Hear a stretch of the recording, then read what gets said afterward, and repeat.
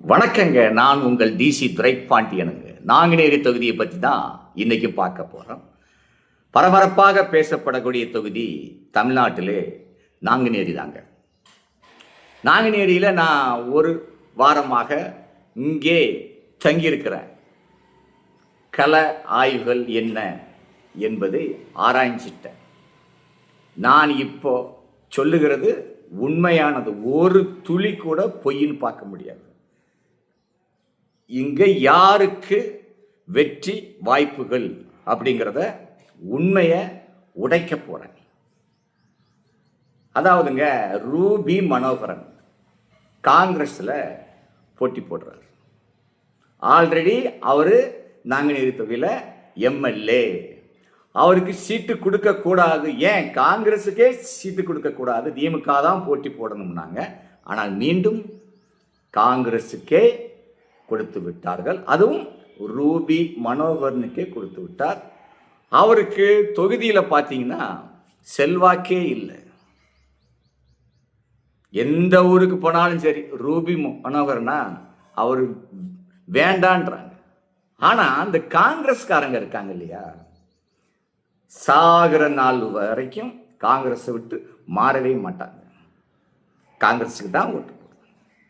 ஒரு கழுதியை கொண்டு வந்து விட்டா கூட ஓட்டு போடுவாங்க காங்கிரஸ்காரங்க. பொது மக்களுக்கு செய்யலை, அதை பற்றி கவலையே பட மாட்டாங்க. அதே மாதிரி தான் திமுகவில் அதிருப்தியாக இருந்தாங்க. திமுகவுக்கு தான் சீட்டு வேணும், ஆனால் காங்கிரஸுக்காரங்களோ வாங்கிட்டாங்க. வழி இல்லை. இப்போ அவங்களும் அங்கே தான் ஓட்டு போடணும். அது என்ன கட்சி? இன்னைக்கு ஆளுங்கட்சி. பொதுமக்களுக்கு என்ன செய்தார் அப்படிங்கிறத இன்னைக்கு பார்க்கறதுக்கு இல்லை. அவருக்கு சீட்டை கொடுத்து விட்டார்கள். அடுத்தாளுங்க ரெட்டியார்பட்டி நாராயணன். இவர் யாருன்னு கேட்டிங்கன்னா, ஒரு முறை இடைத்தேர்தலில் நாங்குநேரியில் அதிமுகவில் போட்டி போட்டார், ஜெயித்தார். இந்த முறையும் சீட்டு வேணும்னாரு. ஆனால் இந்த முறை அதிமுக அமமுகவுக்கு ஒதுக்கி விட்டது. இந்த கோபத்தினால் அவர் என்ன பண்றாரு, நேரே போய் தாவேகா கட்சியில் போய் விஜய் கட்சியில் போய் சேர்ந்துட்டாரு, சீட்டையும் வாங்கிட்டார். இப்போ அவரும் களம் காண்கிறார். அவருக்கு நாடார் சமுதாயத்தின் ஓட்டுகள், பாதி ஓட்டுகளை பிடிப்பார். அடுத்தால விஜயுடைய ரசிகர்கள், தொண்டர்கள், ஜாதி மதங்களை எல்லாம் தாண்டியவர்கள், இளைஞர்கள் நிறைய பேர் இருக்காங்க. அந்த ஓட்டுக்கள் எல்லாமே அவருக்கு தான், நாராயணனுக்கு தான். அடுத்தாளுங்க அமமுகவில் இசக்கி முத்து போட்டியிடுகிறார். இன்னைக்கு நாங்குநேரியில் திறமையான நட்சத்திர வேட்பாளர் யாருன்னு கேட்டிங்கன்னா இசக்கி முத்து தான்.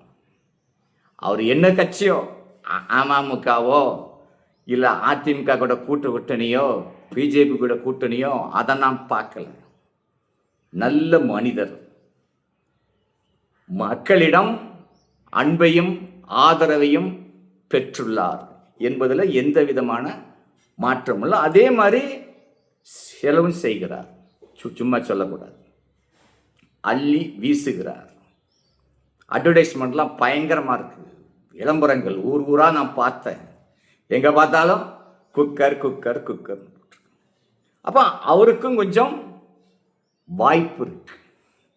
அடுத்தால பார்த்தீங்கன்னா சின்னம்மாவுடைய கட்சியில் முன்னாள் ஏடிஏஎஸ்பி என்கவுண்டர் வெள்ளத்துறை ஐயா அவர். என்கவுண்டர்னா சாதாரண ஆட்களை அவர் என்கவுண்டர் செய்யவில்லை, பெரிய பெரிய ஆட்கள். அவரு இன்னைக்கு சின்னம்மாவுக்கு ஆதரவாக அவர் இன்னைக்கு களம் காண்கிறார். அவரு ஆல்ரெடி அம்மாவினுடைய அன்பை பெற்றவர், எம்ஜிஆருடைய தொண்டர் அவர். ஆனால் அவருடைய அந்த என்கவுண்டர் என்கின்ற எஸ்எலிஸ்டுக்கும் அரசியலுக்கும் சம்பந்தமே கிடையாது. புதுசு அவர் அரசியலுக்கு குழந்தை, அதை நான் பார்த்துட்டேன். ஸோ அவர் இங்கே போட்டி போடுறாரு. அவர் சம்பாதிக்கணும் அப்படின்லாம் இல்லை. அவர் 4 மக்களுக்கு 4 செய்ய வேண்டும் அப்படின்று அம்மாவுடைய அன்பை பற்றி சின்னம்மாவுக்காக போட்டியிடுகிறார். இது ஒன்று. இன்னொன்றுங்க, அவர் யாருன்னு கேட்டிங்கன்னா ஏழைகளின் ஒருவன் குமார் தேவர், அவரும் போட்டி போடுறார். அவர் யாருன்னு கேட்டிங்கன்னா கல்யாண வீடுகளுக்கு நீங்கள் எந்த கல்யாண வீடுகளுக்கு போனாலும் அவரை பார்க்கலாம். அதே மாதிரி ஒரு சில ஏழை எளிய மக்களுக்காக செய்ததாகவும் பேசுகிறாங்க. ஸோ அவரும் இந்த களத்திலே போட்டியிடுறார். அடுத்தால இன்னும் புதிய தமிழகம் கட்சியிலிருந்து தீபக் பாண்டியன், படுகொலை செய்யப்பட்ட தீபக் பாண்டியனுடைய அக்காள் புதிய தமிழகம் கட்சியின் சார்பாக இதே தொகுதியில் போட்டியிடுறாங்க. அடுத்தால யாதவர் கட்சியிலிருந்து அங்கேயும் போட்டியிடுறாங்க. சுயேட்சைகள் ஏகப்பட்டது.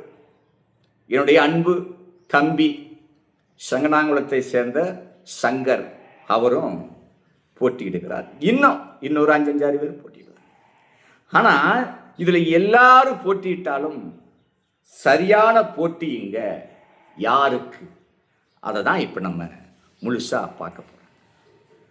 பொதுவாகவே எந்த தொகுதியை பார்த்தாலும் ஆளுங்கட்சிக்கு தான் செல்வாக்கு இருக்கும். மற்ற கட்சியெல்லாம் என்னன்னாலும் பேசலாம், ஆனால் ஆளுங்கட்சிக்கு தான் அங்கே செல்வாக்கு இருக்கு. காரணம் ஓட்டுக்களங்க அதிகமாக இருக்கும். இப்போ இங்கே யார் போட்டியிடுதுன்னு கேட்டிங்கன்னா ரூபி மனோகரன். அவருக்கு நாடார் சமுதாயத்தை சேர்ந்த மக்கள் ஓட்டு இருக்கு. அதே மாதிரி தேவர் சமுதாயத்திலும் ஓட்டு இருக்கு. இன்னைக்கு இங்கே 2 சமுதாயத்து மக்கள் ஓட்டுகள் தான் அதிகமாக இருக்கு. தேவர் சமுதாயத்து மக்கள், நாடார் சமுதாயத்து மக்கள். காங்கிரஸுக்கு திமுகவுக்கு தேவர் சமுதாயத்திலும் ஓட்டு இருக்கு. எல்லா ஊர்லையும் இருக்கு, இல்லாத ஊர்கள் இல்லை. அப்போ அவங்க ஜாதிகளை பார்க்காமல் கட்சிக்காக போடக்கூடிய ஓட்டு கண்டிப்பாக இருக்கு. அந்த ஓட்டுகள் எல்லாமே காங்கிரஸுக்கு தான். அடுத்தால நாராயணன், அவருக்கு விஜய் கட்சியில் உள்ள ஓட்டு எல்லாமே அவருக்கு தான், எந்த மாற்றமும் இல்லை. ஏன்னா இன்னைக்கு விஜய் கட்சியில் புதுசாக நிறைய ஓட்டுகள் இன்னைக்கு சாடி வந்து கொண்டிருக்கு. நிறைய எங்கிருந்து தான் வருதுன்னு தெரியல. கூட்டம் விஜய் நாளைக்கு நெல்லைக்கு வாரார், ஆனால் கூட்டம் நாளைக்கு பார்க்கணும், அலை மோதும், யாருக்கும் இல்லாத கூட்டம் மோதும். அப்போ இந்த கூட்டத்துக்கு போகிற பாதி ஓட்டுகள் கண்டிப்பாக நாங்குநேரி தொகுதியில் உள்ள பாதி ஓட்டுகள் அவருக்கு தான் போகக்கூடிய வாய்ப்பு இருக்குது. அதில் எந்த விதமான மாற்றமும் இல்லை.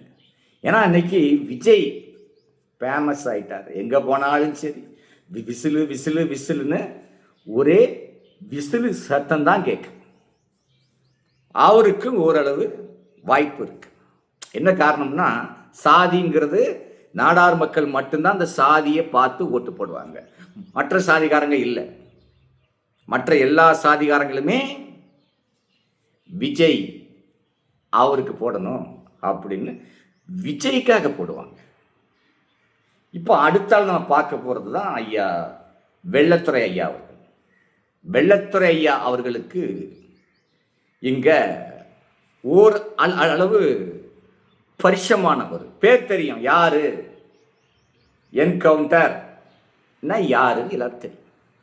அதையும் தாண்டி சின்னம்மாவுடைய கட்சியில் சின்னம்மாவின் மீது இங்கு பாசம் உள்ளவங்க அதிகமாக இருக்காங்க. அது யாருன்னா தேவர் சமுதாயத்தை சேர்ந்தவர் தான், வேற யாருங்க இல்லை. அந்த உண்மையான உணர்வானது யாரும் இல்லை. அது ஒரு ஜாதி கட்சி மாதிரி தான், அப்படி தான் சொல்லணும்.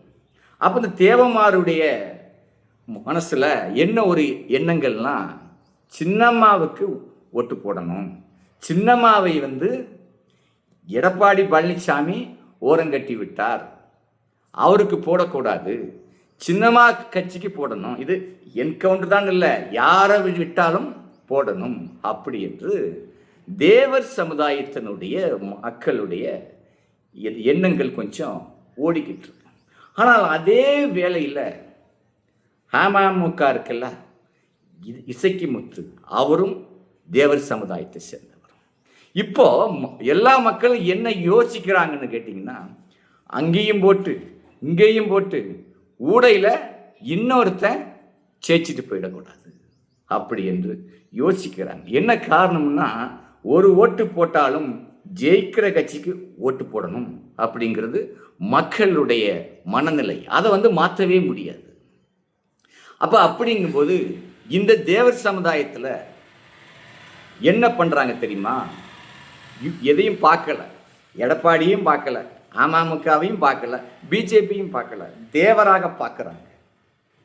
இந்த ஓட்டு ஒரு ஓட்டு போட்டாலும் உருப்படியாக போடணும். நாங்குநேரியில் தேவர் சமுதாயத்தை சேர்ந்த வேட்பாளரை ஜெயிக்க வைக்கணும். என்ன காரணம்னா, எல்லா முறையும் இங்கு நாடார் சமுதாயத்தை சேர்ந்தவங்க தான் வேட்பாளராக விடுகிறார்கள். தேவர் சமுதாயத்து மக்கள் இவ்வளவு இருந்தும் இன்னும் நாங்குநேரி தொகுதியை கைப்பற்ற முடியலையே அப்படி என்று எல்லாருடைய மனசிலும் ஏக்கங்கள் இருக்கு. அதனால அமமுகவுக்கு தான் முக்குளத்தோருடைய ஓட்டுகள் அதிகமாக விழும். ஐயா எள்ளத்துறை ஐயாவுக்கு குறைவாக தான் விழும். அன்றைக்கு உள்ள கள நிலவரம் வேற, இன்னைக்கு உள்ள கள நிலவரம் இன்னும் இது போகிற போக்கில் எப்படி வேணும்னாலும் மாறலாம். அதை பற்றி கணிக்க முடியாது. சரி, இது ஒன்று. அடுத்த ஆளுங்க குமார் தேவர். அவருக்கு என் வாய்னால இவ்வளோ ஓட்டு விழு சொல்லலை. என்ன காரணம்னா, அவர் தேவர் சமுதாயத்தை மட்டும் அவர் ஆதரிக்கலை. எல்லா சமுதாயமும் இருக்குது, எல்லா சமுதாயத்து ஓட்டும் எனக்கு ஓட்டு போடுவாங்க அப்படின்னு சொல்லி இன்னைக்கு இல்லை, அவர் ஒரு 3-4 மாதமாகவே ஒவ்வொரு ஊராகவும் ஆட்களை விட்டு தேர்தலினுடைய அந்த பணிகளை செய்தார். அதில் நெப்போலியன் அவர் தான் டெய்லி போய் ஆட்கள்லாம் கூட்டிகிட்டு போய் ஒவ்வொரு ஊராக போனார். ஆனால் அதில் தேவர் சமுதாயத்தை சேர்ந்த ஊர்களுக்கு எதுவும் போனதாக பார்க்கவில்லை. மாற்று சமுதாயத்தினுடைய போனார். ஆனால் அந்த மாற்று சமுதாயத்து மக்கள் குமாருக்கு ஓட்டு போடுவாங்களா? அதுதான் என்னுடைய ஒரு கேள்வி. ஏன்னா தேவமாறு ஓட்டு போட்டோம்னா அது ஒரு இனப்பற்றோட போடுவான். இன்னொரு சாதிக்காரன் பேசுவான், வைப்பான், எல்லாம் செய்வான். ஆனால் போடுவானா அப்படிங்கிறத தேர்தலினுடைய முடிவில் தான் பார்க்கணும். ஆனால் என்ன ஓட்டு வாங்கினாலும் பெருசாக ஒன்றும் ஓட்டு வாங்க முடியாது. இன்னைக்கு அவர் பார்த்தீங்கன்னா 4வது இடத்தை தாண்டி 5வது இடத்துல இன்னைக்கு நாங்குநேரி தொகுதியில் குமார் தான் இருக்கிறார். 5வது இடத்துல இருக்கார் வச்சுருக்கேன். இப்போ அப்படி இருக்கும்போது இங்கே களம் இன்றைக்கு கடைசியில் யார் தான் ஜெயிப்பா அப்படின்னு நீங்கள் கேட்கலாம்.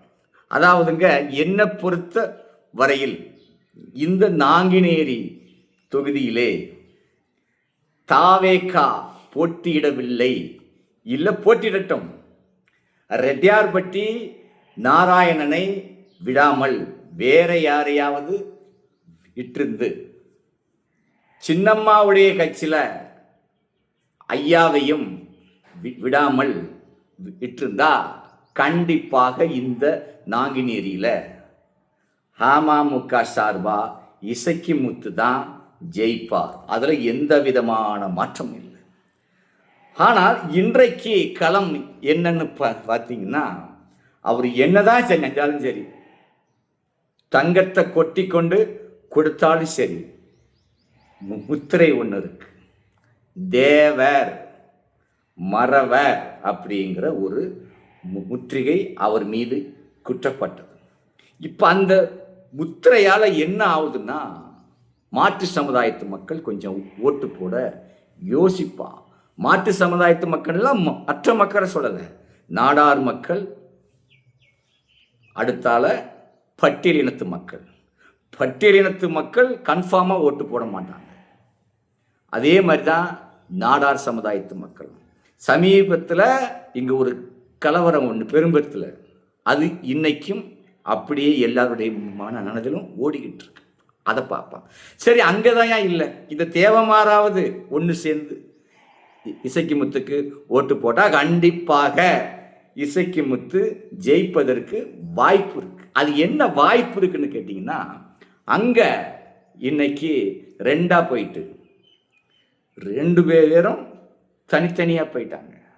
நாராயணன் ஒரு பக்கம் ஓட்டை கொண்டு போகிறார், ரூபி மனோகரன் ஒரு பக்கம் ஓட்டை கொண்டு போகிறார். ஆனால் இந்த தேவர் சமுதாயத்துடைய ஓட்டுக்கள் எல்லாம் ஒன்று சேர்ந்து இசக்கி முத்துக்கு போட்டால் கண்டிப்பாக ஜெயிப்பார். அதில் எந்த விதமான மாற்றம். ஆனால் இங்கேயும் தான் 6 கட்சி கூடையும் சேர்ந்தாங்க. நாங்குநேரியில் 6 பங்கு நாட்டார்கள் தான் முக்கியமானவர்கள். அங்கே விஜய் கட்சிக்கு இருக்கு. அஞ்சங்குளத்தை சேர்ந்த தங்கப்பல்லு அப்படி என்று பேசக்கூடிய அவருடைய மகன் பரமசிவன், அவர் விஜய் கட்சியில் தான் இருக்கார், நாராயணன் கூட தான் இருக்கிறார். அப்போ அங்கே உள்ள ஓட்டும் போது தேவமாருடைய ஓட்டு 5 பிரிவாக போகுது. அப்படி போகும்போது என்ன ஆகும், ஓட்டுக்கள் அமமுகவுக்கு குறைவாகும். இன்னொரு பக்கம் சின்னம்மாவுக்கு போகுது. அது உண்மையாக இருப்பான், விசுவாசிகள் உண்மையான நிறைய பேர் இருப்பான். உதாரணத்துக்கு எடுத்துக்கிட்டுங்க, என்னைய மாதிரி இருப்பான்.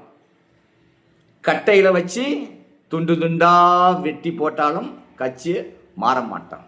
அப்போ அந்த ஓட்டு கொஞ்சம் இருக்கும். ஆனால் இப்போ கள நிலவரம் என்னன்னு பார்த்தீங்கன்னா, இன்னைக்கு இருக்கிற கள நிலவரங்கள் என்னன்னு பார்த்தீங்கன்னா, நாங்குநேரி தொகுதியில் முதல் இடத்தை பிடிப்பது ரூபி மனோகரன் தான், காங்கிரஸ் தான், திமுகவுடைய கூட்டணி தான். அடுத்தால 2வது இடத்துக்கு யார் வர போறான்னு கேட்டிங்கன்னா, ரெட்டியார்பட்டி நாராயணன் தாவேக்காவில். 3வது இடம்தான் அமமுக, அதில் எந்த மாற்று கருத்து இல்லை. 4வது இடம் தான் சின்னம்மாவுடைய கட்சி. 5வது இடம் யாரு, குமார். இதுதான் கரெக்டாக என்னுடைய இன்றைய கருத்து கணிப்பு. இன்னும் இது போகலாம், இன்னும் மாறலாம். ஆனால் 90% கருத்து கணிப்பு நம்மளுடைய டிசி மீடியா கருத்து கணிப்பு 1 வார காலமாக பார்த்தது இதுதான். இதுக்கு அடுத்தால மாறவும் செய்யலாம்.